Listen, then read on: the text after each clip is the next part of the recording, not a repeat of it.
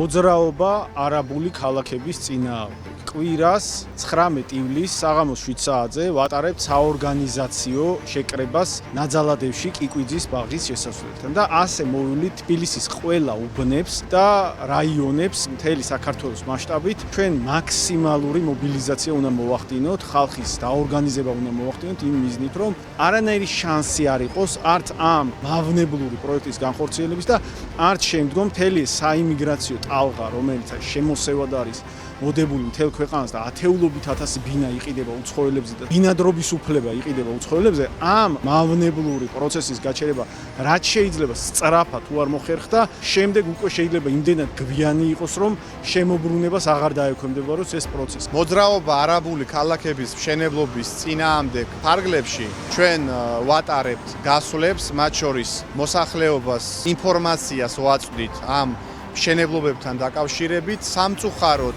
საზოგადოების ნაწილი არ არის ჯერჯერობით ბოლომდე ინფორმირებული, იმიტომ რომ წამყვანი მედიები ამ თემას საერთოდ არ ეხებიან.